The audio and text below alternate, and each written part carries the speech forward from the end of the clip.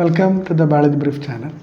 Plus two ബയോളജിയിലെ molecular base of inheritance chapter നമ്മൾ പഠിച്ചുകൊണ്ടിരിക്കുന്നത്. ഇന്നത്തെ ക്ലാസ്സിൽ DNA റെപ്ലിക്കേഷനാണ് നമ്മൾ കവർ ചെയ്യാൻ പോകുന്നത്. നമുക്ക് മുന്നോട്ട് പോകാം. നോക്കൂ, DNA റെപ്ലിക്കേഷൻ എന്ന് പറഞ്ഞാൽ ഒരു DNA മോളിക്യൂൾ രണ്ട് DNA മോളിക്യൂളുകളായി മാറുന്നതാണ് DNA റെപ്ലിക്കേഷൻ എന്ന് പറയുന്നത്. അപ്പം 1953 വാട്സൺ ആൻഡ് ക്രിക്ക് അവർ ഡബിൾ ഹെലിക്കൽ മോഡൽ പ്രപ്പോസ് ചെയ്തിരുന്നു. അവർ പറഞ്ഞത് DNA ഡബിൾ സ്റ്റാൻഡേർഡാണ്, ആ രണ്ട് സ്റ്റാൻഡുകളും ആൻറ്റി പാരലാണ്, അവ കോംപ്ലിമെൻ്ററി ബേസ് പെയറിംഗ് കാണിക്കുന്നു പറഞ്ഞു. അത് പറഞ്ഞതോടൊപ്പം തന്നെ DNA റെപ്ലിക്കേഷനെ പറ്റി അവരൊരു ചെറിയ സജഷൻ അവിടെ പറഞ്ഞിരുന്നു. അത് അവരുടെ സെൻറ്റൻസിൽ തന്നെ നമുക്ക് നോക്കാം, ടെക്സ്റ്റിൽ കൊടുത്തിട്ടുണ്ട്. It has not escaped our notice that the specific pairing we have postulated immediately suggests a possible copying mechanism for the genetic material.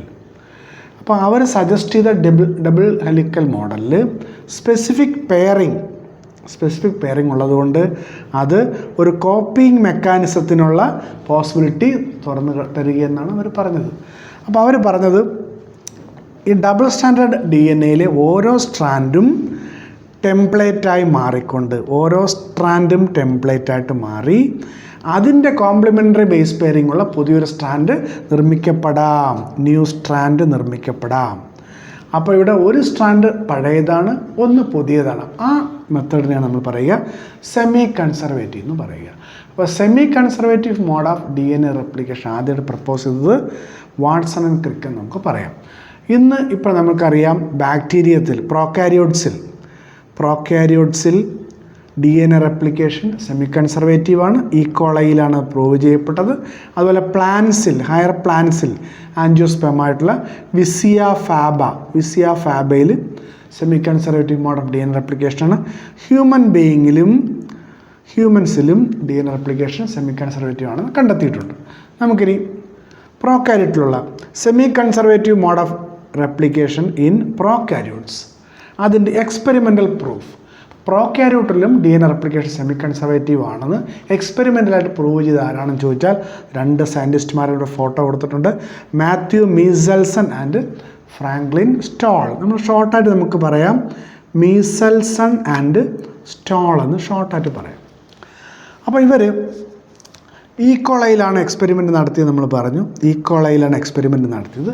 ഇവർ അതിന് എക്സ്പെരിമെൻറ്റിന് വേണ്ടിയിട്ട് N15 എന്ന് പറഞ്ഞാൽ ഹെവി ഐസോട്ടോപ്പ് ഓഫ് നൈട്രജൻ്റെ ഹെവി ഐസോട്ടോപ്പ് N15 ഉപയോഗിച്ചാണ് അവർ എക്സ്പെരിമെൻറ്റ് നടത്തിയത്.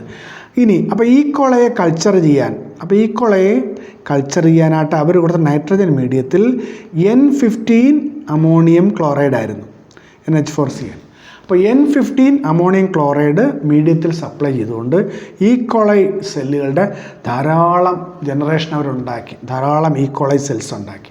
അപ്പോൾ ആ ഈക്കോളൈ സെല്ലിലെല്ലാം N15 നൈട്രജൻ ബേസിൽ ഇൻകോർപ്പറേറ്റ് ചെയ്യപ്പെടും. ഈ നൈട്രജൻ ബേസ് കാണുന്ന DNAയിലാണ്. അപ്പോൾ ഈക്കോളയിലെ DNAയിലെല്ലാം N15 ഇൻകോർപ്പറേറ്റ് ചെയ്തു. അപ്പോൾ അങ്ങനെ എല്ലാ ഈക്കോളയിലും നമുക്ക് ഹെവി DNA കിട്ടിയെന്ന് പറയാം. എന്ന് പറഞ്ഞാൽ എല്ലാ DNAയിലെയും രണ്ട് സ്റ്റാൻഡിലും N15 ആയിട്ടുള്ള നൈട്രജനാണ് ഇൻകോർപ്പറേറ്റ് ചെയ്തിട്ടുണ്ടാവുക. അത്തരം DNA അവർ സെപ്പറേറ്റ് ചെയ്ത് അവർ സെൻട്രിഫ്യൂഗേഷൻ വഴിയാണ് സെൻട്രിഫ്യൂഗേഷൻ വഴി. അപ്പോൾ ഇത് റേഡിയോ ഐസോട്ടോപ്പ് അല്ലാത്തതുകൊണ്ട് ഹെവി ഐസോട്ടോപ്പ് ആയതുകൊണ്ട് അവർ density gradient caesium chloride centrifugation വഴിയാണ് അവയെ സെപ്പറേറ്റ് ചെയ്തത്. അതിൻ്റെ ചിത്രമാണ് താഴെ കൊടുത്തിരിക്കുന്നത്. അപ്പോൾ അങ്ങനെ ഈ N15 NH4Cl കൊണ്ട് കൾച്ചർ ചെയ്ത ഹെവി DNA ഉള്ള ഈക്കോളയെ സെൻട്രിഫ്യൂഗേഷൻ നടത്തി സെപ്പറേറ്റ് ചെയ്തതിൻ്റെ ചിത്രമാണ് താഴെ കാണിച്ചിരിക്കുക. അപ്പോൾ അങ്ങനെ സെപ്പറേറ്റ് ചെയ്തപ്പോൾ ഈ സീഷ്യം ക്ലോറൈഡിനേക്കാൾ വെയിറ്റ് കൂടുതലാണ് ഹെവി DNAക്ക് അല്ലെങ്കിൽ N15 ഐസോട്ടോപ്പിന്. അതുകൊണ്ട് തന്നെ DNA എല്ലാം ഏറ്റവും താഴെ സെഡിമെൻ്റ് ചെയ്തു. ഇങ്ങനെ ഹെവി DNA അല്ലെങ്കിൽ N15 DNA കൊണ്ട് ഏറ്റവും ബേസിൽ ഫോം ചെയ്ത ഈ ബാൻഡ് നമ്മൾ പറയും ഹെവി ബാൻഡ് എന്ന് വിളിക്കും, ഹെവി ബാൻഡ്. അപ്പോൾ ഹെവി ബാൻഡിലുള്ള രണ്ട് സ്ട്രാൻഡിലും N15 ആയിട്ടുള്ള ഐസോട്ടോപ്പ് ആയിരിക്കും. അപ്പം അതിൻ്റെ ചിത്രം ഇവിടെ DNAയുടെ ചിത്രം ഇവിടെ റെഡ് കളറിൽ ഐസോട്ടോപ്പിക് ആയതുകൊണ്ട് റെഡ് കളറിൽ കാണിച്ചിരിക്കുന്നു. ഇനി നമുക്ക് എക്സ്പെരിമെൻറ്റിലേക്ക് നമ്മൾ മുന്നോട്ട് പോകുമ്പോഴത്തേക്ക് നോക്കൂ, ഈ എക്സ്പെരിമെൻറ്റിൽ ആദ്യം ധാരാളം ജനറേഷൻ 15 ഗ്രോ ചെയ്ത ഹെവി DNA ചിത്രമാണ് ഇവിടെ കാണിച്ചിരിക്കുന്നത്. Heavy DNA. അപ്പോൾ ഈ ഹെവി DNA അവർ വീണ്ടും നോർമലായിട്ടുള്ള NH4Cl കൾച്ചർ ചെയ്തു. എത്ര സമയം? 20 മിനിറ്റാണ് കൾച്ചർ ചെയ്തത്. എന്തുകൊണ്ടാണ് 20 മിനിറ്റ്? ഈ കോളയുടെ ജനറേഷൻ ടൈം എന്ന് പറയുന്നത് 20 മിനിറ്റ്സ് ആണ്. 20 മിനിറ്റ്സ്. അതായത് ഒരു ഈക്വളൈസിൽ 2 ഈക്വളൈസല്ലാകാൻ എടുക്കുന്ന സമയം എന്ന് പറയുന്നത് 20 മിനിറ്റാണ്. അപ്പോൾ ആ സമയത്ത് കൊണ്ട് അവർ അടുത്തൊരു ജനറേഷൻ ഉണ്ടാക്കി, ജനറേഷൻ നമ്പർ 1 ഉണ്ടാക്കി. അപ്പോൾ ഇങ്ങനത്തെ ഹെവി DNA ഉള്ള ഈക്വളൈസ് സെല്ലുകളെ നോർമൽ NH4Cl കൾച്ചർ ചെയ്തുകൊണ്ട് ഒരു ജനറേഷൻ ഫസ്റ്റ് ഉണ്ടാക്കി 20 മിനിറ്റിന് ശേഷം. അപ്പം ആ ഈക്വളൈസ് സെൽ പരിശോധിക്കുമ്പോൾ നോക്കൂ, അവിടെ നമുക്ക് ഹെവി ബാൻഡ് കിട്ടുന്നില്ല. അപ്പോൾ അവർ ഈ സാമ്പിളിനെ, അപ്പോൾ ഇവിടെ ഹെവി ബാൻഡാണ്. അപ്പോൾ ഈ സാമ്പിൾ ഇപ്പോൾ 20 മിനിറ്റ് കൾച്ചർ ചെയ്തതിനു ശേഷം ഈ സാമ്പിളിന് അവർ സെൻട്രിഫ്യൂഗേഷൻ നടത്തിയപ്പോൾ അവർക്ക് ഹെവി ബാൻഡ് കിട്ടുന്നില്ല. ഹെവി ബാൻഡ് കുറച്ച് മുകളിലായിട്ട് ഒരു ഇൻ്റർമീഡിയറ്റ് ബാൻഡാണ് കിട്ടിയത്. വെയിറ്റ് കുറച്ചുകൂടെ കുറഞ്ഞു പോയി. അപ്പോൾ അങ്ങനെ അതിന് കാരണം എന്താണെന്ന് അനലൈസ് ചെയ്യുമ്പോൾ കാണാം. നോക്കൂ, ഈ സ്ട്രാൻഡ് നമ്മൾ പരിശോധിച്ചാൽ അറിയാൻ പറ്റും. ഇവിടെ semi conservative mode of replication നടക്കുകയും ഈ 2 ഹെവി സ്ട്രാൻഡുകളും ടെംപ്ലേറ്റായിട്ട് മാറി അവ പുതിയ ഓരോ ഓർഡിനറി സ്ട്രാൻഡുകൾ ഉണ്ടാക്കുകയാണ് ചെയ്തത്. അപ്പോൾ ഓരോന്ന് പരിശോധിച്ച് കഴിഞ്ഞാൽ ഈ റെഡ് കളറിൽ കൊടുത്തിരിക്കുന്ന N15 DNA, ഗ്രീൻ കളറിൽ കൊടുത്തിരിക്കുന്നത് N14 DNA ആണ്. അപ്പോൾ അങ്ങനെ ഒരു സ്ട്രാൻഡ് ഹെവിയും ഒരു സ്ട്രാൻഡ് ലൈറ്റും ആയപ്പോഴത്തേക്ക് ഇൻ്റർമീഡിയറ്റ് ബാൻഡ് ഉണ്ടായി, അല്ലെ നമ്മളതിനെ മറ്റു പേര് പറയും ഹൈബ്രിഡ് ബാൻഡ് എന്നും വിളിക്കും, ഹൈബ്രിഡ് ബാൻഡ്. ഇനി വീണ്ടും അവരെന്ത് ചെയ്തു, ഒരു 20 മിനിറ്റ് കൂടി NH4Cl, ഓർഡിനറി NH4Cl കൊടുത്തുകൊണ്ട് ഒരു ജനറേഷൻ ടൈം കൂടെ കൊടുത്തു. അപ്പോൾ ഇപ്പം 40 മിനിറ്റായി. 40 മിനിറ്റ് ആയപ്പോഴത്തേക്ക് എന്താ പ്രത്യേകത? ഈ 4 സ്ട്രാൻഡുകളും ടെംപ്ലേറ്റായിട്ട് മാറിക്കൊണ്ട് അവ ഓരോ പുതിയ സ്ട്രാൻഡുകൾ ഉണ്ടാക്കി പിക്ചറാണ് ഇവിടെ കാണിച്ചിരിക്കുന്നത്. അപ്പം ഈ ജനറേഷൻ 1 ശേഷമുള്ള 4 സ്ട്രാൻഡുകളും 2 DNA മോളിക്യൂളും 4 സ്ട്രാൻഡുകളും ടെംപ്ലേറ്റായിട്ട് മാറി അവ പുതിയ ഓരോ സ്ട്രാൻഡ് ഉണ്ടാക്കിയപ്പോൾ ചിത്രമാണ് കൊടുത്തത്. ഇവിടെ നോക്കൂ, ഇവിടെ 2 എണ്ണം നമുക്ക് വീണ്ടും ഹൈബ്രിഡായിട്ട് കാണാം, 2 എണ്ണം ലൈറ്റായിട്ടും കാണാം, 2 എണ്ണം ലൈറ്റ്, 2 എണ്ണം ഹൈബ്രിഡായിട്ട് കാണാം. അപ്പോൾ ഈ ഹൈബ്രിഡ് സെൻട്രിഫ്യൂഗേഷൻ നടത്തിയപ്പോഴത്തേക്ക് പഴയതുപോലെ തന്നെ ഹൈബ്രിഡ് പഴയ അതേ പൊസിഷനിൽ സെഡിമെൻറ്റ് ചെയ്തു. അപ്പോൾ ഹൈബ്രിഡ് ബാൻഡ് വീണ്ടും അവിടെ കാണാം, കാരണം ഇവിടെ ഹൈബ്രിഡ് DNA ഉണ്ടായതുകൊണ്ട് ഇവിടെ ഹൈബ്രിഡ് ബാൻഡ് കാണാം. ഇനി പുതിയതായിട്ടുണ്ടായ ഈ ലൈറ്റായിട്ടുള്ള DNAകൾ വളരെ വെയിറ്റ് വളരെ കുറവായിരിക്കും, അപ്പോൾ ഏറ്റവും മേളവ സെഡിമെൻറ്റ് ചെയ്തു. അപ്പോൾ നമ്മൾ ഇതിനെ ലൈറ്റ് ബാൻഡ് എന്ന് പറയും, ലൈറ്റ് ബാൻഡ്. അപ്പം വീണ്ടും ഹൈബ്രിഡ് ബാൻഡും ലൈറ്റ് ബാൻഡും കിട്ടുന്നതിനുള്ള റീസൺ നമ്മൾ അന്വേഷിക്കുമ്പോഴത്തേക്ക് DNA റെപ്ലിക്കേഷൻ സെമി കൺസർവേറ്റീവ് ആണ്, വളരെ ക്ലിയർ ആയിട്ട് ഈ എക്സ്പെരിമെൻ്റ് വഴി പ്രൂവ് ചെയ്യപ്പെട്ടു. ഇനി നമുക്കറിയാം അടുത്ത പ്ലാന്റിൽ സെമി കൺസർവേറ്റീവ് ആണെന്ന് കണ്ടുപിടിച്ചു നമ്മൾ പറഞ്ഞു. പ്ലാന്റിലും DNA റെപ്ലിക്കേഷൻ സെമി കൺസർവേറ്റീവ് ആണ് കണ്ടുപിടിച്ചത് ആരാണെന്ന് ചോദിച്ചു കഴിഞ്ഞാൽ ടൈലർ ആൻഡ് കൊളീഗ്സ്. ടൈലറും അദ്ദേഹത്തിൻ്റെ കൊളീഗ്സും കൂടെ ചേർന്നാണ് ആ കണ്ടുപിടുത്തം നടത്തിയിരിക്കുന്നത്. ഇവിടെ അവർ ഉപയോഗിച്ച പ്ലാന്റ് വിസിയ ഫാബ എന്ന് പറയുന്ന പ്ലാന്റാണ്. 1958 ഈ എക്സ്പെരിമെൻറ്റ് നടത്തിയിരിക്കുന്നത്. നമ്മൾ നേരത്തെ പറഞ്ഞ എക്സ്പെരിമെൻറ്റ് നമുക്കറിയാം, ഈ മീസൽസ് ആൻഡ് നോൺ സ്റ്റോൾഡ് എക്സ്പെരിമെൻറ്റും അതേ കാലയളവാണ്, 1958 അതേ കാലയളവിൽ തന്നെയാണ് ടൈലറുടെ എക്സ്പെരിമെൻ്റ് റിസൾട്ടും പുറത്തു വരുന്നത്. അപ്പോൾ ഇവിടെ ടൈലർ എടുത്ത എക്സ്പെരിമെൻ്റൽ ടൂൾ വിസിയ ഫാബയുടെ റൂട്ട് ടിപ്പ് സെൽസിലാണ് അവർ എക്സ്പെരിമെൻ്റ് നടത്തിയത്. ഇതിൽ തിരഞ്ഞെടുക്കാൻ കാരണം ഈ റൂട്ട് ടിപ്പ് സെല്ലുകളൊക്കെ റാപ്പിഡായിട്ട് മൾട്ടിപ്ലൈ ചെയ്യുന്നു, റാപ്പിഡായിട്ട് ഡിവൈഡ് ചെയ്യുന്നു. അപ്പോൾ വളരെ വേഗത്തിൽ അവയ്ക്ക് മൈറ്റോസിസ് നടക്കുന്നുള്ളതുകൊണ്ടാണ്. ഇവിടെ അവർ ഹൈഡ്രജൻ്റെ റേഡിയോ ആക്റ്റീവ് ഐസോട്ടോപ്പായ ട്രീഷ്യമാണ് ഉപയോഗിച്ചത്. അപ്പോൾ ട്രീഷ്യം കൊണ്ട് കൾച്ചർ ചെയ്തെടുത്തു കഴിഞ്ഞാൽ തൈമിൻ, അല്ലെങ്കിൽ നമുക്ക് അതിനെ പറയാം ട്രീഷിയേറ്റഡ് തൈമിഡിൻ. അപ്പോൾ ഇവിടെ അവർ DNA ഫോം ചെയ്യാനായിട്ട് അവർ ഉപയോഗിച്ചത് ട്രീഷിയേറ്റഡ് ആയിട്ടുള്ള തൈമിഡിനായിരുന്നു, ഹെവി തൈമിഡിനാണ് ഉപയോഗിച്ചത്. അപ്പോൾ അങ്ങനെ റൂട്ട് ടിപ്പ് സെല്ല് കുറേ ജനറേഷനിൽ അവർ ട്രീഷിയേറ്റഡ് തൈമിഡിൻ ഉപയോഗിച്ചപ്പോൾ റൂട്ട് ടിപ്പ് സെല്ലുകളെല്ലാം അല്ല ക്രോമസോം എല്ലാം റേഡിയോ ആക്റ്റീവായി മാറി. അപ്പോൾ റൂട്ട് ടിപ്പ് സെല്ല് ക്രോമസോംസിലെല്ലാം DNAയിൽ ട്രീഷിയേറ്റഡ് തൈമിഡിൻ ഇൻകോർപ്പറേറ്റ് ചെയ്യുകയും ആ ക്രോമസോംസ് എല്ലാം റേഡിയോ ആക്റ്റീവ് ആയി മാറുകയും ചെയ്തു. ഇനി ഇങ്ങനെ ഈ റേഡിയോ ആക്റ്റീവ് ക്രോമസോമുകളുള്ള ഈ റൂട്ട് ടിപ്പ് സെല്ലുകളെ നോർമൽ കണ്ടീഷനിൽ അവർ വീണ്ടും കൾച്ചർ ചെയ്തു. അപ്പോൾ നോർമൽ കണ്ടീഷൻ വീണ്ടും കൾച്ചർ ചെയ്തപ്പോൾ അവ വീണ്ടും സെൽ ഡിവിഷന് വിധേയമായി. അവയുടെ മെറ്റാഫേസ് ക്രോമസോം എടുത്ത് ടൈലർ പരിശോധിച്ചപ്പോൾ ആ മെറ്റാഫേസ് ക്രോമസോം നമ്മൾ സ്ട്രക്ചർ സെൽ ഡിവിഷനിൽ പഠിച്ചതാണ്. ആ മെറ്റാഫേസ് ക്രോമസോമിൽ ഒരു സ്ട്രാൻഡ്, ഒരു 2 ക്രൊമാറ്റിഡുകൾ കാണാം. ഇതാണ് മെറ്റാഫേസ് ക്രോമസോം. ഈ 2 ക്രൊമാറ്റിഡുകളിൽ ഒരു ക്രൊമാറ്റിഡ് റേഡിയോ ആക്റ്റീവ് ആണെന്ന് കണ്ടെത്തി. ഒരു ക്രൊമാറ്റിഡ് റേഡിയോ ആക്റ്റീവ് ആണെന്നും മറ്റത് നോർമലാണെന്നും കണ്ടെത്തി. അപ്പോൾ ഒരു ക്രൊമാറ്റിഡ് പഴയത് റിറ്റേൺ ചെയ്യുന്നു, ഒരു ക്രൊമാറ്റിഡ് പുതുതായിട്ട് ഫോം ചെയ്യുന്നു. അപ്പോൾ ഇവിടെയും വിസിയ ഫാബ എന്ന് പറയുന്ന പ്ലാന്റിലും DNA റെപ്ലിക്കേഷൻ സെമി കൺസർവേറ്റീവ് ആണെന്ന് ടൈലറും കൊളീഗ്സും നിർണ്ണയിച്ചു. നമ്മളിനി DNA റെപ്ലിക്കേഷൻ്റെ ഡീറ്റെയിൽസിലേക്ക് പോവുകയാണ്. അപ്പോൾ അതിൻ്റെ തുടക്കം എന്നുള്ള രീതി മെഷീനറി ഫോർ DNA റെപ്ലിക്കേഷൻ എന്തെല്ലാം മെഷീനറികൾ വേണം? അപ്പോൾ DNA റെപ്ലിക്കേഷൻ കോംപ്ലിക്കേറ്റഡ് അല്ലെങ്കിൽ ഒരു കോംപ്ലക്സ് പ്രോസസ്സാണ്. അതിന് ധാരാളം എൻസൈമുകൾ വേണം, പ്രോട്ടീനുകൾ വേണം, എനർജി റിച്ച് കോമ്പൗണ്ടുകളെല്ലാം തന്നെ വേണം. അപ്പോൾ അവ ഏതൊക്കെയാണ് നമുക്ക് ഒന്ന് നോക്കാം. ആദ്യമായിട്ട് റെപ്ലിക്കേഷൻ ഒരു ടെംപ്ലേറ്റ് DNA സ്ട്രാൻഡ് വേണം. ഏതാണ് കോപ്പി ചെയ്യപ്പെടേണ്ടത്? അപ്പോൾ കോപ്പി ചെയ്യപ്പെടേണ്ട ഒരു ടെംപ്ലേറ്റ് DNA സ്ട്രാൻഡ് ആദ്യം വേണം. ഇപ്പോൾ നമുക്കറിയാം പ്രോകാരിയോട്ടിലെ റെപ്ലിക്കേഷൻ നമ്മൾ ഡിസ്കസ് ചെയ്യുന്നത്. അപ്പോൾ പ്രോകാരിയോട്ട് നമ്മൾ ഈ കോളയിലെ DNA നമ്മൾ പരിശോധിച്ച് കഴിഞ്ഞാൽ നമുക്കറിയാം ഈ കോളയിൽ ഒരു DNA ഡബിൾ സ്റ്റാൻഡേർഡ് ഒരു സിംഗിൾ DNA മോളിക്യൂളാണ് ഉള്ളത്. അതിൻ്റെ 6.6 ഇൻറ്റു അപ്പോൾ DNA മോളിക്യൂൾസിൻ്റെ ഈ ഒരു സിംഗിൾ DNA മോളിക്യൂളാണ് നമുക്കവിടെ കാണാനായിട്ട് കഴിയുക. അവിടെ ഈ DNAക്ക് ഏതെങ്കിലും റീജിയനിൽ വെച്ച് റെപ്ലിക്കേറ്റ് ചെയ്യാൻ കഴിയില്ല. ആ റെപ്ലിക്കേറ്റ് സ്റ്റാർട്ട് ചെയ്യാനായിട്ട് ഒരു പ്രത്യേക സ്പെസിഫിക് ആയിട്ട് റീജിയൻ ഉണ്ട്. ആ റീജിയൻ നമ്മൾ പറയുന്ന പേര് ഒറിജിൻ ഓഫ് റെപ്ലിക്കേഷൻ എന്നാണ്.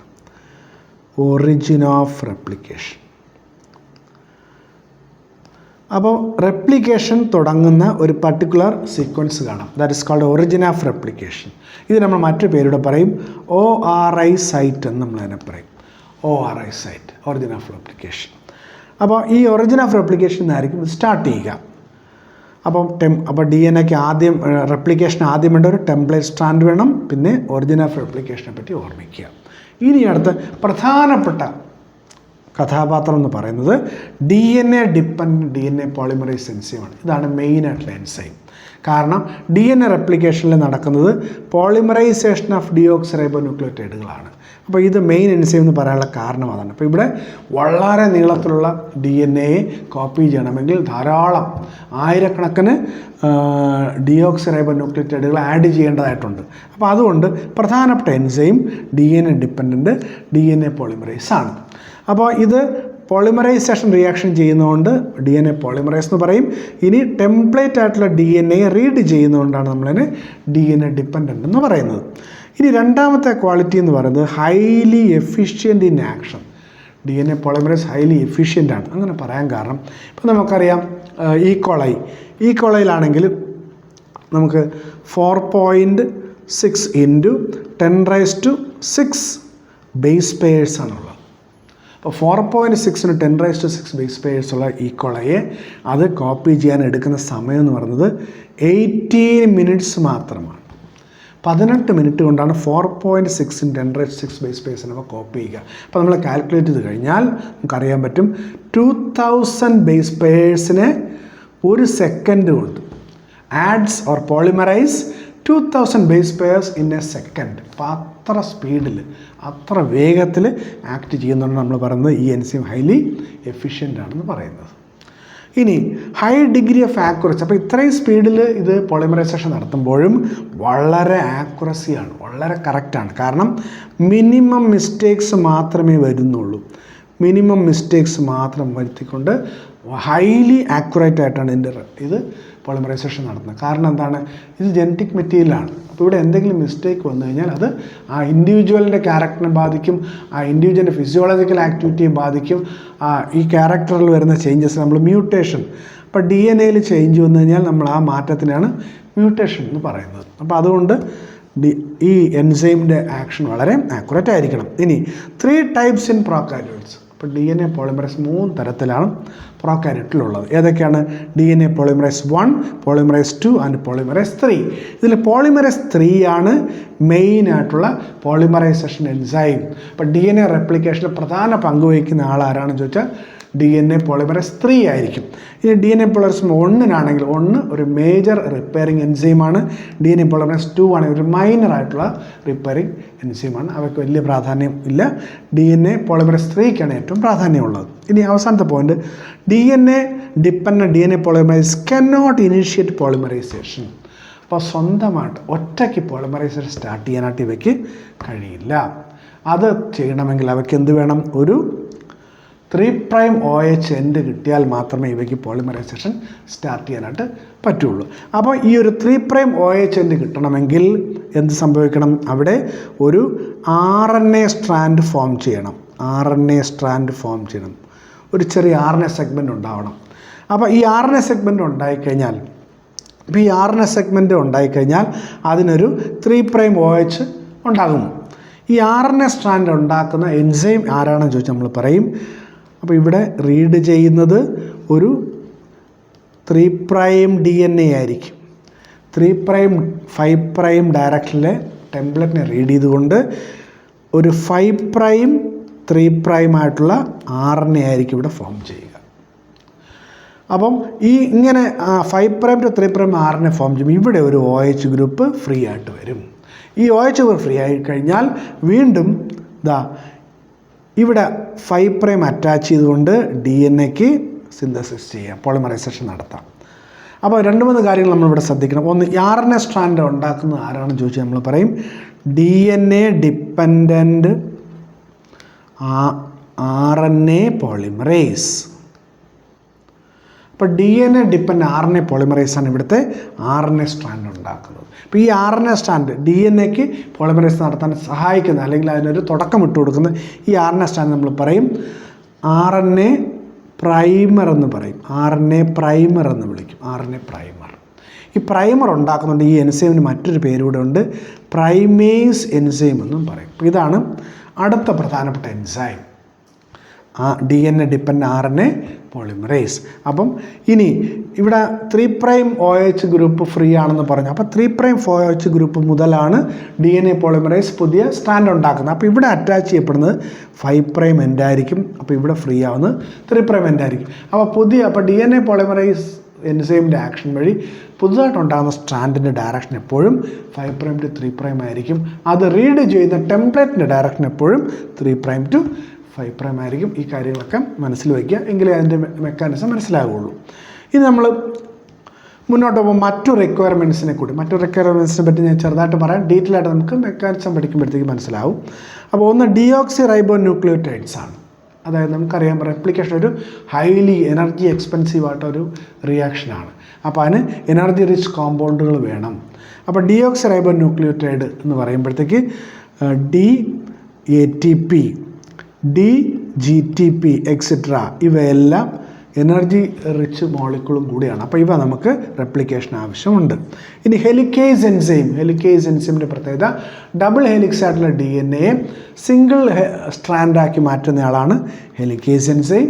അങ്ങനെ അവ സിംഗിൾ സ്ട്രാൻഡായി മാറുമ്പോഴത്തേക്ക് വീണ്ടും അവ ഡബിൾ സ്ട്രാൻഡ് ആവാതിരിക്കാൻ അതിൽ വന്ന് ബൈൻഡ് ചെയ്യുന്ന സ്പെഷ്യൽ പ്രോട്ടീനുകളാണ് നമ്മൾ സിംഗിൾ സ്ട്രാൻഡ് ബൈൻഡിങ് പ്രോട്ടീൻ എന്ന് പറയുക, അല്ലെങ്കിൽ ഷോർട്ട് ഫോമായിട്ട് SSBPs എന്ന് പറയും. ഇനി ടോപ്പോ ഐസോമറൈസ് എൻസൈമും DNA ലിഗേസ് എൻസൈം നമ്മൾ ഈ മെക്കാനിസത്തിൻ്റെ കൂടെ നമുക്ക് പറഞ്ഞു പോകാം. ഇനി നമ്മൾ മുന്നോട്ട് പോവുകയാണ്. നമുക്കിനി അടുത്ത് നോക്കേണ്ടത് what is the mechanism of DNA replication എങ്ങനെ നടക്കുന്നു, എന്താണ് അതിൻ്റെ മെക്കാനിസം എന്നുള്ള നമ്മളിത് നോക്കാം. അപ്പോൾ ഒന്നാമത്തെ സ്റ്റെപ്പ് എന്ന് പറയുന്നത് ആക്ടിവേഷൻ ഓഫ് ഡിയോക്സി റൈബോ ന്യൂക്ലിയോടൈഡ്സ്. ഈ ഡിയോക്സി റൈബോ ന്യൂക്ലിയോടൈഡുകൾക്ക് 2 റോളുണ്ട്, ഡുവൽ ഫങ്ഷൻ, 2 റോളുണ്ട്. ഒന്ന്, അവ സബ്സ്ട്രേറ്റ് ആണ്, ദേ ആർ സബ്സ്ട്രേറ്റ്. വേറൊന്ന് എനർജി ഡോണറും കൂടിയാണ് അവ, അപ്പോൾ 2 ആക്ഷനാണ് അവയ്ക്കുള്ളത്, സബ്സ്ട്രേറ്റുമാണ് എനർജി ഡോണറുമാണ്. അപ്പോൾ ഇവിടെ deoxy adenosine monophosphate, deoxy guanosine monophosphate, deoxy thymidine monophosphate, deoxy cytidine monophosphate. നിങ്ങൾക്കറിയാം ഇതെല്ലാം ഡിയോക്സി റൈബോ ന്യൂക്ലിയോറ്റൈഡുകളാണ്. അപ്പോൾ ഇവയ്ക്ക് ആക്ടിവേഷൻ സംഭവിക്കണം. ആക്ടിവേഷൻ എന്ന് പറഞ്ഞാൽ ഇവയ്ക്ക് ഫോസ്ഫോറിലേഷൻ സംഭവിക്കണം. ഫോസ്ഫോറിലേഷൻ സംഭവിക്കണം. ഈ ഫോസ്ഫോറിലേഷൻ നടത്തുന്ന പ്രത്യേകം എൻസൈം നമ്മൾ പറയും ഫോസ്ഫോറിലേസ് എന്ന് പറയും. ഫോസ്ഫോറിലേസ്. അപ്പം DAMPയിൽ ഫോസ്ഫോറിലേസ് എൻസൈം ആക്ട് ചെയ്യുമ്പോഴത്തേക്ക് ഇതിനോടൊപ്പം 2 ഫോസ്ഫേറ്റും കൂടെ ആഡ് ചെയ്യപ്പെട്ട് DAMP DATP ആയിട്ട് മാറും. ഡിയോക്സി അഡിനോസിൻ ട്രൈഫോസ്ഫേറ്റ് ആകും. അതുപോലെ DGMP DGTP ആയി മാറും. DTMP DTTP ആയിട്ട് മാറും. അതുപോലെ DCMP DCTP ആയി മാറും.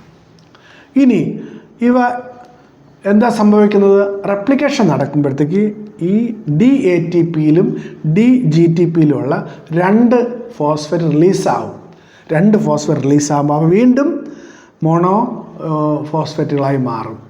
അങ്ങനെ ഈ 2 ഫോസ്ഫേറ്റ് അവ റിലീസാകുമ്പോഴത്തേക്ക് എനർജി റിലീസാവുകയും ആ എനർജി ഹൈഡ്രജൻ ബോണ്ട് ഫോം ചെയ്യാൻ ഉപയോഗിക്കുന്നു. തിരിച്ചവ പഴയതുപോലെ മോണോഫോസ്ഫേറ്റുകളായി മാറുമ്പോൾ അവ സബ്സ്ട്രേറ്റായിട്ട് ഇവിടെ പോളിമറൈസേഷനിൽ ഇൻകോർപ്പറേറ്റ് ചെയ്യപ്പെടുകയും ചെയ്യുന്നു. ക്ലിയറായോ? ഇനി അടുത്ത രണ്ടാമത്തെ സ്റ്റെപ്പ് എന്ന് അപ്പം നമുക്ക് ആവശ്യമുള്ളത് റെപ്ലിക്കേഷൻ ആവശ്യമുള്ളത് ഈ ട്രൈഫോസ്ഫേറ്റുകളാണ്. ഇനി അടുത്ത രണ്ടാമത്തെ സ്റ്റെപ്പിലേക്ക് പോകുമ്പോൾ അൺവൈൻഡിങ് ഓഫ് DNA. നമ്മൾ പറഞ്ഞു unwinding of DNA. Unwinding of DNA നടത്തുന്ന എൻസൈമിൻ്റെ പേര് ഹെലിക്കേസ് എന്നാണ്. അതുകൊണ്ട് തന്നെ നമ്മളിതിനെ അൺവൈൻഡിങ് എൻസൈം എന്നും ഹെലിക്കേസിനെ വിളിക്കാറുണ്ട്. അൺവൈൻഡിങ് എൻസൈം ഹെലിക്കേസ് ആണ്. അപ്പോൾ ഹെലിക്കേസ് വന്ന് ആദ്യം ഒറിജിൻ ഓഫ് റെപ്ലിക്കേഷനിലായിരിക്കും അവ അറ്റാച്ച് ചെയ്യുക, പിന്നെ അവ മൂവ് ചെയ്ത് പോകുന്നു. അപ്പോൾ ഇവിടെ ദാ ഹെലിക്കേസ് എൻസൈം ഇവിടെ അറ്റാച്ച് ചെയ്തു എന്ന് വിചാരിക്കുക. ഹെലിക്കേസ് എൻസൈം ഇവിടെ അറ്റാച്ച് ചെയ്ത് കഴിഞ്ഞാൽ ദാ DNA സിംഗിൾ സ്റ്റാൻഡായി മാറി. അപ്പോൾ ഇങ്ങനെ ഡബിൾ ഹെലിക്സ് ആയിരുന്ന DNA ഹെലിക്കേസിൻ്റെ ആക്ഷൻ ഹെലിക്കേസ് മേളിലേക്ക് മൂവ് ചെയ്യുന്നതിൻ്റെ അടിസ്ഥാനത്തിൽ സിംഗിൾ സ്റ്റാൻഡായിട്ട് മാറി.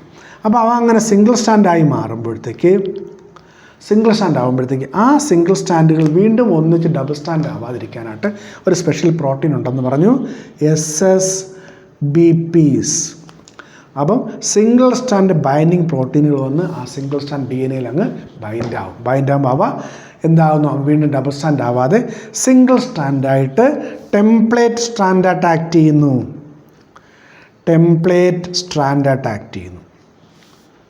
അപ്പോൾ ഇങ്ങനെ സിംഗിൾ സ്റ്റാൻഡ് DNA മാത്രമേ റെപ്ലിക്കേഷൻ ചെയ്യാൻ പറ്റുള്ളൂ. അപ്പോൾ അങ്ങനെ സിംഗിൾ സ്റ്റാൻഡ് DNA ആയി മാറാനായിട്ട് ഈ ഹെലിക്കേസ് എൻസൈം സഹായിക്കുന്നു. വീണ്ടും ഡബിൾ സ്റ്റാൻഡ് ആവാതിരിക്കാൻ SSBPസിൻ്റെ അറ്റാച്ച്മെൻറ്റ് കൊണ്ട് കഴിയുന്നു. ഇനി ഇങ്ങനെ ഈ ഭാഗത്ത് ഇവിടെ ഇങ്ങനെ വീണ്ടും സിംഗിൾ സ്റ്റാൻഡ് ആകുമ്പോൾ അല്ലെങ്കിൽ അൺവൈൻഡിങ് നടക്കുമ്പോഴത്തേക്ക് അതിൻ്റെ റിസൾട്ടൻ്റ് ടെൻഷൻ ഈ പാരൻ്റ് സ്റ്റാൻഡിൽ ഇവിടെ അനുഭവപ്പെടാൻ ചാൻസ് ഉണ്ട്. അപ്പോൾ അതുകൊണ്ട് ആ ടെൻഷൻ കുറയ്ക്കാനായിട്ട് ഒരു എൻസൈം ഇവിടെ ആക്ട് ചെയ്യും. നമ്മൾ അതിൻ്റെ പറയുന്ന പേരാണ് ടോപ്പോ ഐസോമെറേസ്. എന്നാൽ ടോപ്പോ ഐസോമെറേസ് ചെയ്യുന്നത് ഈ പാരൻ്റ് സ്റ്റാൻഡിൽ ഒരു സ്ട്രാൻഡിൽ ചെറിയ കട്ട് കൊടുക്കും. ഒരു സ്ട്രാൻഡിൽ കട്ട് കൊടുക്കുകയും ഈ ടെൻഷൻ കുറയുമ്പോഴത്തേക്ക് ആ കട്ട് ചെയ്ത ഭാഗത്തിനെ അവ റീസീൽ ചെയ്യുകയും ചെയ്യും. അപ്പോൾ ഒരു ഭാഗത്ത് അൺവൈൻഡിങ് നടക്കുമ്പോൾ അതിൻ്റെ റിസൾട്ടൻ്റ് ടെൻഷൻ പാരൻ്റ് സ്റ്റാൻഡിലെ ഡബിൾ സ്റ്റാൻഡ് റീജിയനിൽ അനുഭവപ്പെടുമ്പോഴത്തേക്ക് അത് കുറയ്ക്കാനായിട്ട് ആ പാരൻറ്റിലുള്ള ഒരു സ്റ്റാൻഡിനെ അവ കട്ട് ചെയ്യുകയും ടെൻഷൻ അലിവിയേറ്റ് ചെയ്യുമ്പോഴത്തേക്ക് അവനെ റീസീൽ ചെയ്യുകയും ചെയ്യുന്ന ജോലിയാണ് ടോപ്പോ ഐസോമറേസിനുള്ളത്. ഈ ടോപ്പോ ഐസോമറേസിന് നമ്മൾ മറ്റൊരു പേരും കൂടെ പറയും, ഗൈറേസ് എന്നും വിളിക്കും. ഗൈറേസ്. അപ്പോൾ ഇതാണ് സ്റ്റെപ്പ് 2 നമ്മൾ ശ്രദ്ധിക്കേണ്ടത്. ഇനി അടുത്ത സ്റ്റെപ്പ് 3 പോകുമ്പോഴത്തേക്ക് ഫോർമേഷൻ ഓഫ് RNA പ്രൈമർ. നമ്മൾ പറഞ്ഞു DNA ഡിപ്പെൻഡൻറ്റ് DNA പോളിമറൈസ് 3 അതാണ് ഇവിടുത്തെ എൻസൈം. ഈ എൻസൈമിന് സ്വന്തമായിട്ട് റെപ്ലിക്കേറ്റ് സ്റ്റാർട്ട് ചെയ്യാൻ കഴിയില്ല, അല്ലെങ്കിൽ സ്വന്തമായിട്ട് പോളിമറൈസേഷൻ തുടങ്ങാൻ കഴിയില്ല എന്ന് പറഞ്ഞു. അതിനൊരു RNA പ്രൈമർ വേണം. അപ്പോൾ ഈ RNA പ്രൈമർ ഇവിടെ ഫോം ചെയ്യുന്നയാൾ DNA ഡിപ്പെൻഡൻറ്റ് RNA പോളിമറൈസ് ആണ്. RNA പോളിമറൈസ് എൻസൈമാണ്. അപ്പോൾ നോക്കാം. അപ്പോൾ നമ്മൾ നേരത്തെ പറഞ്ഞു ഇവിടെ ഈ ചിത്രം നോക്കിയാൽ നിങ്ങൾക്ക് മനസ്സിലാക്കാൻ പറ്റും. ഇവിടെ 3 പ്രൈം 5 പ്രൈം 3 പ്രൈം. അപ്പോൾ ഇതാണ് ടെംപ്ലേറ്റ് ആയിട്ട് പ്രവർത്തിക്കുന്നത്. സിംഗിൾ സ്റ്റാൻഡേർഡ് ഇത് ടെംപ്ലേറ്റ് ആയിട്ട് പ്രവർത്തിക്കുന്നു. അപ്പം 3 പ്രൈം ആയിട്ടുള്ള ഈ ടെംപ്ലേറ്റിനെ റീഡ് ചെയ്തുകൊണ്ട് അതിൻ്റെ കോംപ്ലിമെൻ്ററി ആയിട്ട് ഇവിടെ ഒരു RNA സ്ട്രാൻഡ് ഉണ്ടായിരിക്കുകയാണ്. RNA പ്രൈമർ ഉണ്ടായിരിക്കുന്നു. അപ്പോൾ ഇവിടെയാണ് അപ്പോൾ എന്താണ് പുതുതായിട്ടുണ്ടായ RNA 5 പ്രൈം ടു 3 പ്രൈം ഡയറക്ഷനിലാണ്. അവിടെ നമുക്കൊരു OH group 3 prime OH group free ഉണ്ട്. ഇനി ഇവിടെ അൺവൈൻഡിങ് നടത്തിയപ്പോൾ എക്സ്പോസ് ചെയ്ത ഈ ഭാഗത്ത് ഇപ്പോൾ ഇതാണ് ഡയറക്ഷൻ. അപ്പോൾ ഇതിന് ഡയറക്ഷൻ ഇങ്ങോട്ടാണ്, റീഡിങ് ഡയറക്ഷൻ. അപ്പോൾ 3 പ്രൈം ടു 5 പ്രൈം ഈ ഡയറക്ഷൻ ആയതുകൊണ്ട് അൺവൈൻഡ് ചെയ്ത് ഈ ഭാഗത്ത് നോക്കൂ 5 പ്രൈം 3 പ്രൈം ആയിട്ട് അവിടെ വീണ്ടും ഒരു RNA സ്ട്രാൻഡ് ഉണ്ടായി. ഇവിടെ ഒരു RNA സ്ട്രാൻഡ് ഉണ്ടായി. അപ്പോൾ 5 പ്രൈം ടു 3 പ്രൈം. അപ്പോൾ ഈ 3 പ്രൈം ഇവിടെ ഫ്രീ OH ഗ്രൂപ്പാണ്.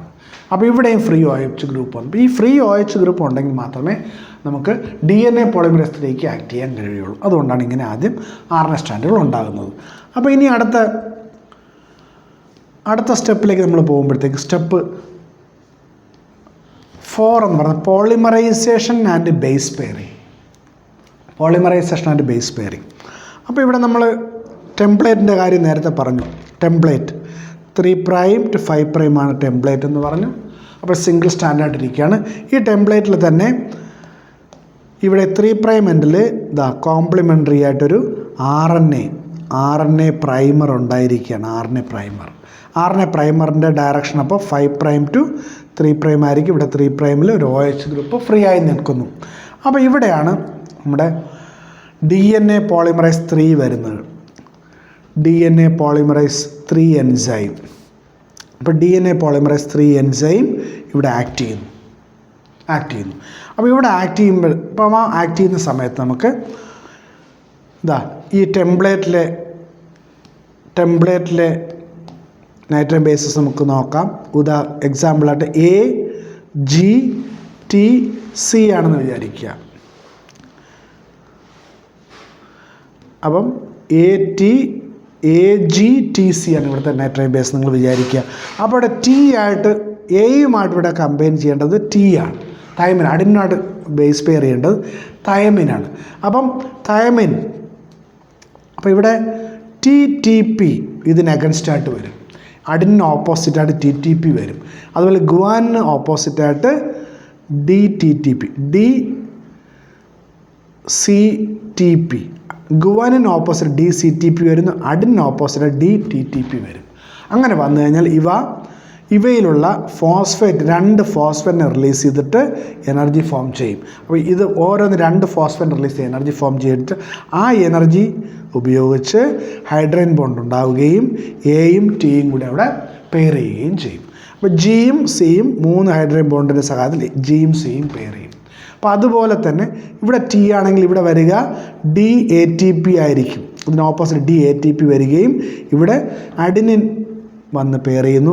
അവിടെയും ഫോസ്ഫേറ്റ് ഗ്രൂപ്പ് റിലീസാവുന്ന എനർജി ഇവിടെ ഹൈഡ്രജൻ ബോണ്ട് ഉപയോഗിക്കുന്നു. അപ്പോൾ ഇവിടെ അതുപോലെ G ആയിരിക്കും വരിക. അപ്പോൾ ഇങ്ങനെയാണ് പോളിമറൈസേഷന് വേണ്ടിയിട്ട് ന്യൂക്ലിയോടൈഡുകൾ അവിടെ കിട്ടുക.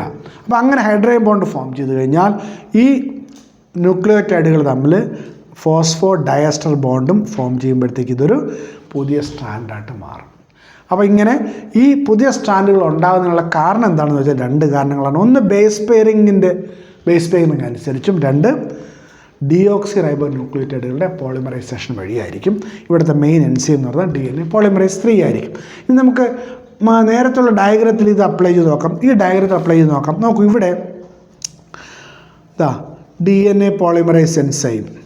അപ്പോൾ DNA പോളിമറൈസ് 3 എൻസൈം നോക്കൂ. ഈ സ്ട്രാൻഡിൽ പുതിയതായിട്ട് ഇങ്ങനെ ഡിയോക്സി റൈബോ ന്യൂക്ലിയോടൈഡുകളെ ആഡ് ചെയ്ത് ഈ സ്ട്രാൻഡ് ഇങ്ങനെ വളർന്ന് പോകും.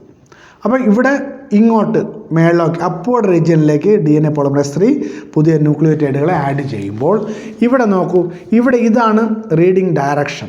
അപ്പോൾ താഴോട്ടാണ് ഇതിൻ്റെ ഓറിയൻറ്റേഷൻ. അപ്പോൾ ഇതേ പോളിമറൈസ് 3 തന്നെ ഈ സ്ട്രാൻഡിൽ ഡൗൺവേർഡ് ആയിട്ടായിരിക്കും പുതിയതായിട്ട് DNA സ്ട്രാൻഡ് ഉണ്ടാക്കുന്നത്. അപ്പം ഈ ഒരു DNA പോളിമറൈസ് 3 ഒരു സ്ട്രാൻഡിൽ അപ്വേർഡ് ഡയറക്ഷനിലേക്ക് മറ്റേ സ്ട്രാൻഡിൽ ഡൗൺവേർഡ് ഡയറക്ഷനിലേക്ക് ആയിരിക്കും സിന്തസിസ് നടക്കുക.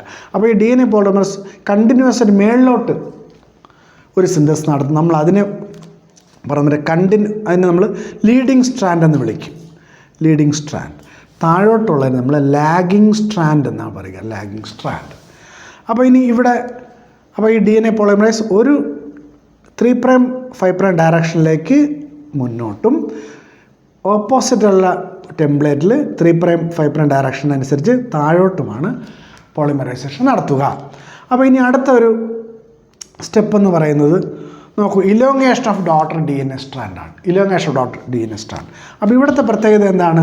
ഇവിടെ വീണ്ടും ഹെലിക്കേസ് എൻസൈം കുറച്ചുകൂടി അൺവൈൻഡിങ് നടത്തി. അൺവൈൻഡിങ് കുറച്ച് ഭാഗം കൂടി. അപ്പോൾ ഈ വലതുവശത്തെ ടെംപ്ലേറ്റിൽ കുറച്ച് ഭാഗം കൂടി റിലീസായപ്പോഴത്തേക്ക് പുതിയൊരു പ്രൈമർ ഇവിടെ ഫോം ചെയ്തു. RNA പ്രൈമർ അവിടെ ഫോം ചെയ്തു. RNA പ്രൈമർ അവിടെ ഫോം ചെയ്തപ്പോൾ DNA പോളിമറൈസ് എൻസൈം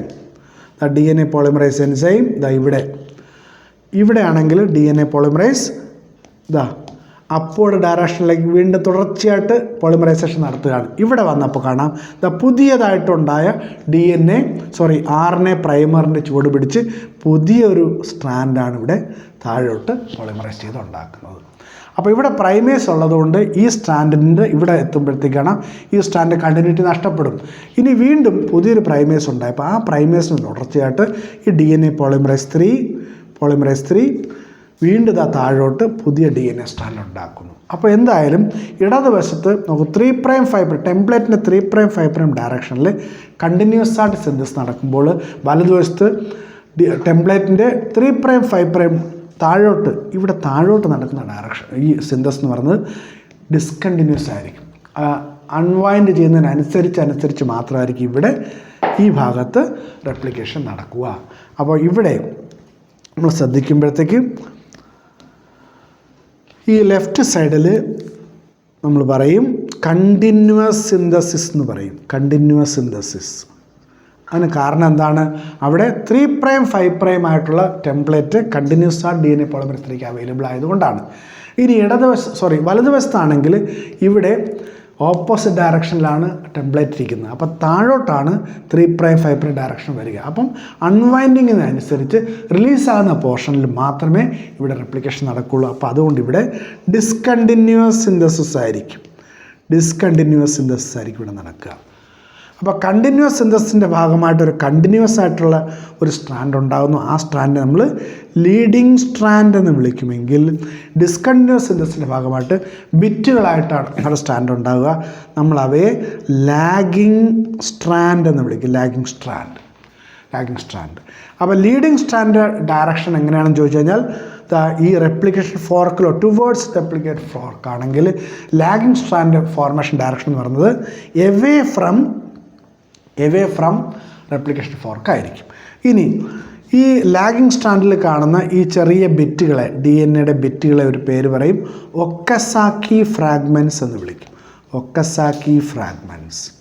അപ്പോൾ ലാഗിങ് സ്ട്രാൻഡിൽ ധാരാളം ബിറ്റുകളായിട്ടാണ് ഫോം ചെയ്യുക. അത് നമ്മൾ ഒക്കസാക്കി ഫ്രാഗ്മെൻറ്റ്സ് എന്ന് വിളിക്കും. ഇനി അടുത്ത സ്റ്റെപ്പ് എന്താണെന്ന് ചോദിച്ചാൽ നോക്കൂ, റിമൂവൽ ഓഫ് RNA പ്രൈമർ. അപ്പോൾ നമുക്കറിയാം ഇപ്പോൾ ഇവിടെ ഒരു ലീഡിങ് സ്ട്രാൻഡ് ഉണ്ട്, ലാഗിങ് സ്ട്രാൻഡും ഉണ്ട്.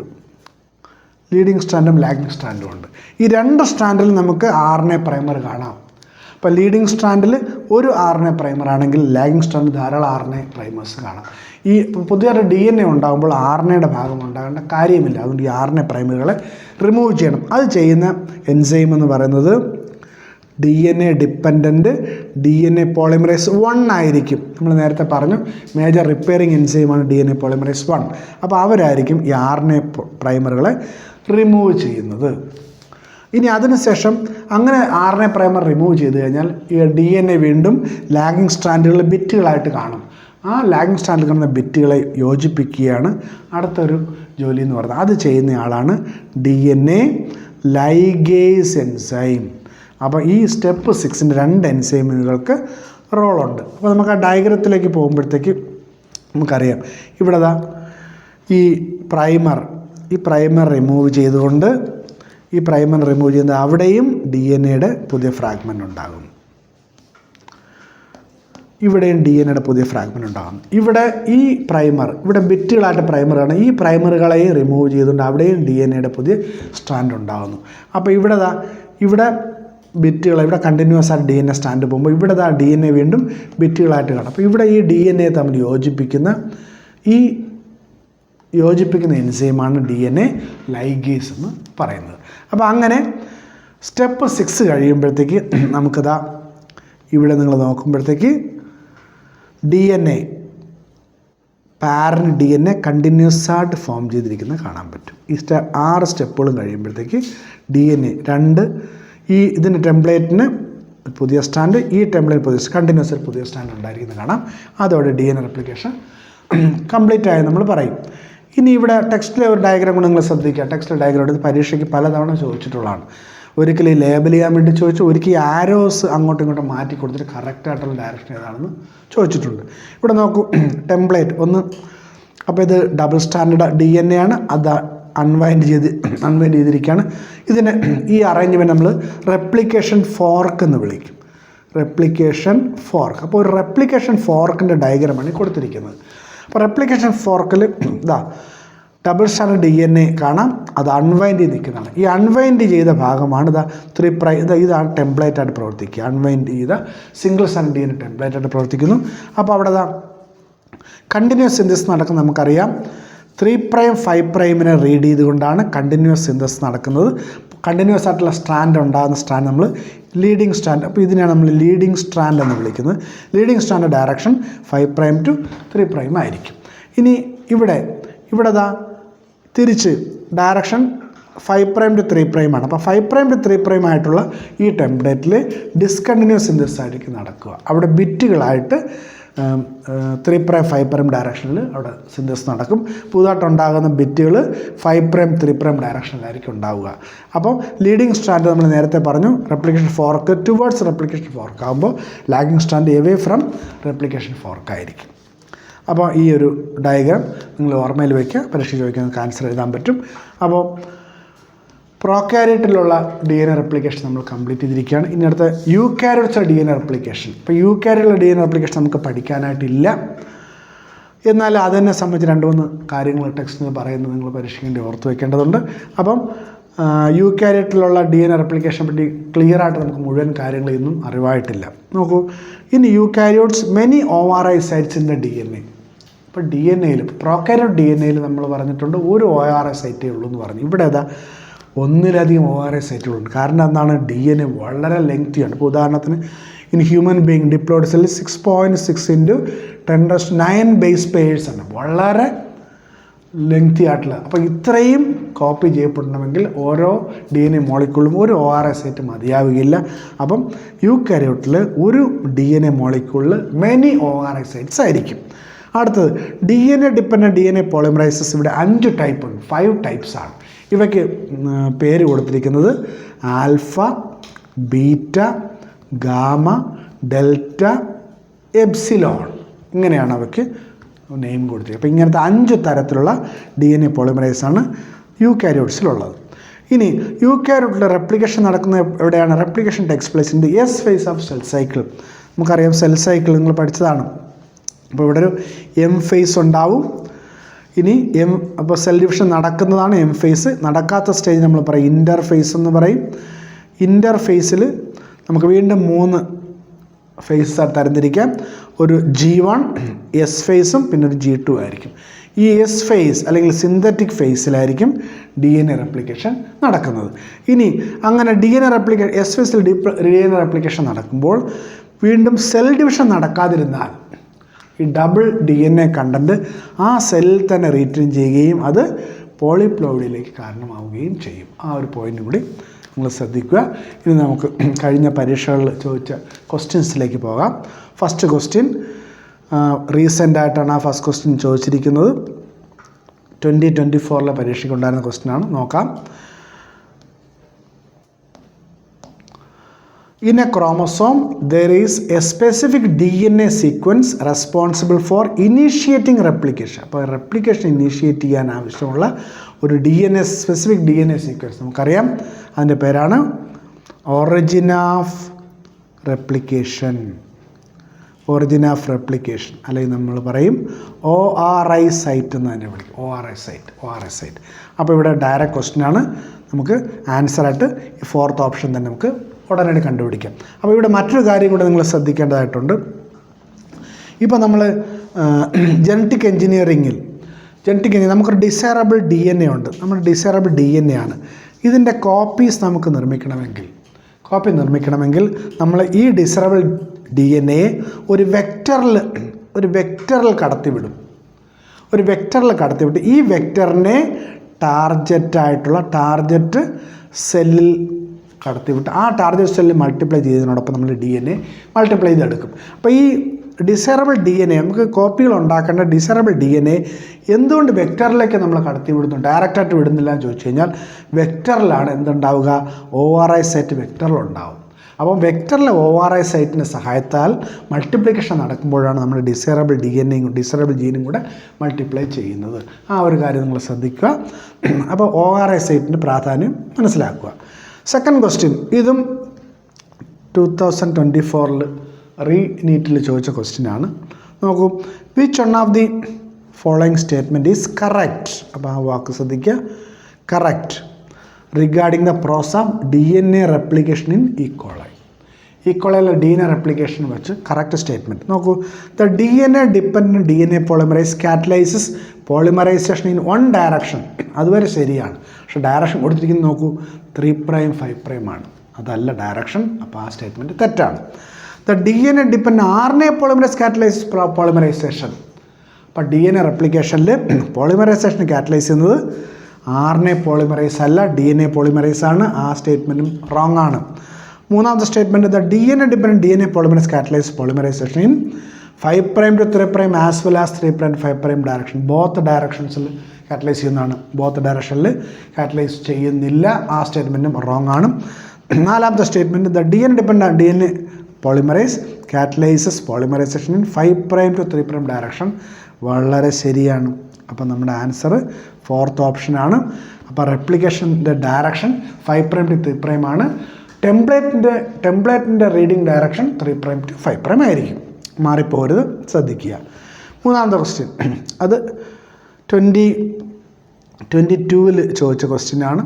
നോക്കൂ, 10 E coli cells with 15 N double strand DNA are incubated in medium containing N40 nucleotides. After 60 minutes how many E coli cells will have totally free from 15 N. അപ്പോൾ അത് വളരെ എളുപ്പമാണ് ഈ ക്വസ്റ്റ്യൻ ചെയ്യാനായിട്ട്. നിങ്ങൾ ശ്രദ്ധിച്ചാൽ ക്ലിയറായിട്ട് മനസ്സിലാവും. നോക്കൂ, അപ്പോൾ 10 ഈക്വലൈ സെൽസാണ്. അപ്പോൾ ഇവിടെ തുടങ്ങുന്നത് 10 ഈക്വലൈ സെൽസിൽ നിന്നാണ് തുടങ്ങുന്നത്. 10 ഈക്വലൈ സെൽസ്. അപ്പോൾ 10 ഈക്വലൈ സെൽസിൽ കാണുന്നത് എന്താണ്, N15 ഡബിൾ സ്ട്രാൻഡഡ് DNA ആണ്. N15 double സ്റ്റാൻഡഡ് DNA. ഇതിനെ 60 മിനിറ്റ് ഇൻക്യുബേറ്റ് ചെയ്തു എന്നാണ്. അപ്പോൾ ഇതിനെ ഇൻക്യുബേറ്റ് ചെയ്യുമ്പോൾ ഫസ്റ്റ് ജനറേഷൻ 20 മിനിറ്റ് കഴിയുമ്പോഴത്തേക്ക് ഫസ്റ്റ് ജനറേഷൻ കിട്ടും. അപ്പോൾ 20 മിനിറ്റ് കഴിഞ്ഞ് ഫസ്റ്റ് ജനറേഷൻ കിട്ടുമ്പോൾ 10 സെല്ലെന്ന് പറയുന്നത് 20 സെൽ 20 സെൽസായിട്ട് മാറും. ഇനി വീണ്ടും 40 മിനിറ്റ് കഴിയുമ്പോൾ 20 സെൽസ് 40 സെൽസായി മാറി. വീണ്ടും 60 മിനിറ്റ് കഴിയുമ്പോഴത്തേക്ക് 80 സെൽസ് അവിടെ ഫോം ചെയ്യും. ക്ലിയറായോ? ഈ സ്റ്റെപ്പ് ക്ലിയറായോ? അപ്പോൾ 80 സെൽസ് അവിടെ ഫോം ചെയ്യും. അപ്പോൾ ഇനി 10 സെൽസിൽ ഡബിൾ സ്റ്റാൻഡഡ് DNA ആണ്. അത് 20 സെൽസായി മാറുമ്പോഴത്തേക്ക് അവിടെ നടക്കുന്നത് സെമി കൺസർവേറ്റീവ് മോഡ് ഓഫ് റെപ്ലിക്കേഷനിലാണെങ്കിൽ ഈ 10 സെല്ലുകളിൽ കൂടെ 20 ഹെവി DNA സ്ട്രാൻഡുണ്ട്. ഈ 20 DNA സ്ട്രാൻഡുകളും സിംഗിൾ സ്ട്രാൻഡുകളും ടെംപ്ലേറ്റായിട്ട് ആക്ട് ചെയ്തുകൊണ്ട് 20 ഇൻ്റർമീഡിയറ്റ് ആയിട്ടുള്ള DNA അവിടെ ഫോം ചെയ്യും. അപ്പോൾ 20 ഇൻ്റർമീഡിയറ്റ് സെൽസ്. അപ്പം ഇവിടെ ഈ 20 സെൽസിൽ കാണുന്നത് എന്തായിരിക്കും, N15 N14 സ്ട്രാൻഡുകളായിരിക്കും 20 സെൽസിലും കാണുക, ഇൻ്റർമീഡിയറ്റ് DNA. അപ്പോൾ ഇൻ്റർമീഡിയറ്റ് DNA ഉള്ള 20 സെല്ലുകളാണ് ഇവിടെ ഉണ്ടാവുക. അപ്പോൾ 20 സെൽസ് ഇൻ്റർമീഡിയറ്റ്. അപ്പം ഇനി 40 മിനിറ്റ് കഴിയുമ്പോൾ 40 സെല്ലാകുമ്പോൾ ഈ 20 സെൽസ് അവ ഇൻ്റർമീഡിയറ്റ് ആയിട്ട് തന്നെ റീറ്റെയിൻ ചെയ്യും. ബാക്കി 20 സെൽസിൽ ലൈറ്റ്. അപ്പോൾ ഈ 20 സെൽസിൽ ഇൻ്റർമീഡിയറ്റ് തന്നെ റീറ്റെയിൻ ചെയ്യപ്പെടുകയും ബാക്കി 20ൽ ലൈറ്റ് DNA ഫോം ചെയ്യും. കാരണം റെപ്ലിക്കേഷൻ സെമി കൺസർവേറ്റീവ് ആണ്. അപ്പോൾ 40 സെല്ല് 20 സെല്ല് ഒരു സ്ട്രാൻഡ് N15, ഒരു സ്ട്രാൻഡ് N14, ബാക്കി 20 സെൽ 2 സ്ട്രാൻഡും N14 ആയി മാറും. ഇനി 60 മിനിറ്റ് കഴിയുമ്പോൾ 80 സെല്ലായി. 80 സെല്ലാകുമ്പോൾ അവിടെയും 20 സെല്ലുകളിൽ N15, N14 ആയിരിക്കും. ബാക്കി 60 സെല്ലുകളിൽ N14 തന്നെ ആയിരിക്കും. അപ്പോൾ ഈ 60 സെല്ലുകളാണ് N15 നിന്നും ഫ്രീ ആയിട്ട് കാണുന്നത്. ഈ 20 സെല്ലിൽ ഒരു സ്ട്രാൻഡ് N15 ആണ്. അപ്പോൾ നമ്മുടെ ചോദ്യം എന്താണ്? 60 മിനിറ്റ് കഴിയുമ്പോൾ how many equalise cells will have totally free from 15N. അപ്പോൾ ടോട്ടലി ഫ്രീ ഫ്രം 15N എന്ന് പറയുന്നത് 60 സെൽസ് ആണ്. അപ്പോൾ നമ്മളിവിടെ ആൻസർ ചെയ്യേണ്ടത് 4th ഓപ്ഷനാണ്, 60 സെൽസ്. അടുത്ത ക്വസ്റ്റ്യൻ 2018 ചോദിച്ച ക്വസ്റ്റ്യനാണ്. വളരെ സിമ്പിൾ ക്വസ്റ്റ്യനാണ്. The experimental proof for semi conserved replication of DNA was first shown in A. അപ്പോൾ നമുക്കറിയാം DNA റെപ്ലിക്കേഷൻ സെമി കൺസർവേറ്റഡ് മോഡാണെന്ന് ഫസ്റ്റ് ഷോ ചെയ്തത് ഒരു ബാക്ടീരിയത്തിലാണ്. ബാക്ടീരിയം. അപ്പോൾ നമ്മുടെ ആൻസർ എന്ന് പറയുന്നത് ഓപ്ഷൻ 2 ബാക്ടീരിയം. ഏത് ബാക്ടീരിയം ആണെന്ന് ചോദിച്ചാൽ നമുക്ക് ആൻസർ പറയാം ഈക്കോളൈ ബാക്ടീരിയത്തിലാണെന്ന് പറയാം. ഇനി അടുത്ത ക്വസ്റ്റ്യനിലേക്ക് പോകുമ്പോൾ 2017 ചോദ്യമാണ്. നോക്കൂ, 2017 ക്വസ്റ്റ്യനാണ്. During DNA replication Okazaki fragments are used to elongate. അപ്പോൾ ഒക്കസാക്കി ഫ്രാഗ്മെൻറ്റ് എന്തിന് ഇലോങ്ങേറ്റ് ചെയ്യാൻ ഉപയോഗിക്കുന്നു? അപ്പോൾ ഒക്കസാക്കി ഫ്രാഗ്മെൻറ്റ്സ് ഇലോങ്ങേഷന് ഏത് ലാഗിങ് സ്ട്രാൻഡിൻ്റെ ഇലോങ്ങേഷനാണ്. അപ്പോൾ ഇവിടെ ലീഡിങ് സ്ട്രാൻഡ് എന്ന് പറഞ്ഞ ഓപ്ഷൻ നമുക്ക് ഇപ്പോഴത്തന്നെ റോങ് ആയിട്ട് നമുക്ക് മാർക്ക് ചെയ്യാം. ലീഡിങ് സ്ട്രാൻഡില്ല. അപ്പം ഓപ്ഷൻ 2ഉം 4ഉം ആൻസറായിട്ട് വരാൻ ചാൻസ് ഇല്ല. ഇനി ഒന്നാമത്തെ ഓപ്ഷൻ നോക്കുന്നത് lagging strand towards replication fork. നമ്മൾ നേരത്തെ പറഞ്ഞാണ് ലാഗിങ് സ്ട്രാൻഡ് ഒരിക്കലും ടുവേർഡ്സ് റെപ്ലിക്കേഷൻ ഫോർക്ക് ആകുന്നില്ല. ആ സ്റ്റേറ്റ്മെൻറ്റ് തെറ്റാണ്. ലാഗിങ് സ്ട്രാൻഡ് എപ്പോഴും അതിൻ്റെ orientation away from the replication fork ആയിരിക്കും. അപ്പോൾ നമ്മുടെ ഇവിടുത്തെ ആൻസർ എന്ന് പറയുന്നത് ഓപ്ഷൻ 3 ആയിരിക്കും. ഓപ്ഷൻ 3 ആണ് നമ്മുടെ ആൻസർ. ഇനി അടുത്ത ക്വസ്റ്റ്യൻ അത് ടെക്സ്റ്റിൽ അതേ ക്വസ്റ്റ്യനാണ്. അപ്പോൾ അതും കൂടെ ഒരു എക്സസൈസ് ആയിട്ട് ഇവിടെ ആഡ് ചെയ്തു എന്നുള്ളതേ ഉള്ളൂ. നോക്കൂ, if E coli was allowed to grow 80 minutes, E coli 80 minutes grow ചെയ്യാൻ അനുവദിച്ചാൽ what would be proportions of light and hybrid densities of RNA molecule? ടെക്സ്റ്റിലെ ക്വസ്റ്റ്യനാണ്. അപ്പോൾ ഈക്വളയെ 80 മിനിറ്റ് നമ്മൾ ഇൻക്യുബേറ്റ് ചെയ്ത് കഴിഞ്ഞാൽ light and hybrid densities of DNA ആണ് ഇവിടെ ചോദിച്ചിരിക്കുന്നത്. അപ്പോൾ നമുക്കിവിടെ തുടങ്ങുമ്പോൾ നമുക്ക് 2 DNA, അപ്പോൾ ഒരു DNA മോളിക്യൂൾ, അപ്പോൾ ഇവിടെ ഈ DNA മോളിക്യൂൾ ഹെവി ആയിരിക്കും. അപ്പോൾ 20 മിനിറ്റ് കഴിയുമ്പോഴത്തേക്ക് എന്തായിരിക്കും പ്രത്യേകത? ഇവിടെ നമുക്കറിയാം semi conservative mode of replication വഴി 4 സ്ട്രാൻഡ് ഉണ്ടായി. അപ്പോൾ ഇവിടെ 2 സ്ട്രാൻഡ് ഉണ്ടായി. ഇവിടെ 2 സ്ട്രാൻഡുകൾ രണ്ടും N15 തന്നെ. അപ്പോൾ ഇവിടെ N14 ഇല്ല. അപ്പോൾ 2 സ്ട്രാൻഡ് N15, ഇവിടെ N15 ഇല്ല. ഇനി അടുത്ത 20 മിനിറ്റ് കഴിയുമ്പോഴത്തേക്ക് എന്താ ഇവിടുത്തെ പ്രത്യേകത? ഇവിടെ 2N15 റീറ്റേൺ ചെയ്യപ്പെടും. പുതുതായിട്ട് 2N14 കൂടെ ഫോം ചെയ്യും. അപ്പോൾ ഇവിടെ 4 സ്ട്രാൻഡാണ്. അപ്പോൾ ഇവിടെ 2 സ്ട്രാൻഡായി, 4 സ്ട്രാൻഡായി. ഇനി അടുത്ത 40 മിനിറ്റ് കഴിയുമ്പോഴത്തേക്ക് 8 സ്ട്രാൻഡായിട്ട് മാറും. വീണ്ടും 60 മിനിറ്റ് ആകുമ്പോഴത്തേക്ക് 16 സ്ട്രാൻഡാവും. വീണ്ടും 80 മിനിറ്റ് കഴിയുമ്പോൾ 32 DNA സ്ട്രാൻഡുകൾ അവിടെ ഫോം ചെയ്യും. അപ്പോൾ നമ്മളോട് ചോദിച്ചിരിക്കുന്നത് 80 മിനിറ്റ് കഴിഞ്ഞിട്ടുള്ള സ്ഥിതിയാണ് ചോദിച്ചിരിക്കുന്നത്. 32 സ്ട്രാൻഡിലെ സ്ഥിതിയാണ് ചോദിച്ചിരിക്കുന്നത്. അപ്പോൾ തുടക്കത്തിൽ 2 സ്ട്രാൻഡുകൾ N15 ആയിരുന്നു. 20 മിനിറ്റ് കഴിയുമ്പോൾ വീണ്ടും 2 സ്ട്രാൻഡുകൾ N15 തന്നെ റീറ്റേൺ ചെയ്യും. 4 2 N14 ആയിട്ട് മാറും. ഇനി അടുത്ത 8 സ്ട്രാൻഡ് വരുമ്പോഴത്തേക്ക് ഇവിടെയും 2 N15 തന്നെ ആയിരിക്കും. ബാക്കി 6 N14 ആയിരിക്കും. ഇനി അടുത്ത 16 വരുമ്പോഴത്തേക്കും 2 സ്റ്റാൻഡുകൾ N15 റീറ്റേൺ ചെയ്യപ്പെടും. ബാക്കി 14 N14 ആയിരിക്കും. ഇനി 32 സ്റ്റാൻഡുകളാകുമ്പോഴത്തേക്കും സ്ഥിതി അത് തന്നെ.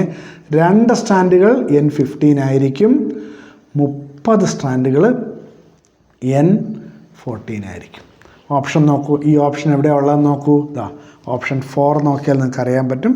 Option 4 2 N15 സ്റ്റാൻഡുകളും 30 N14. ഇതാണ് ഈ ക്വസ്റ്റ്യൻ്റെ ആൻസറായിട്ട് നമ്മൾ സെലക്ട് ചെയ്യുക. ഓപ്ഷൻ 4. അപ്പോൾ നിങ്ങൾക്ക് റെപ്ലിക്കേഷനെ പറ്റിയുള്ള കൺസെപ്റ്റ് ക്ലിയർ ആണെന്ന് വിചാരിക്കുന്നു. Thank you very much for the hearing.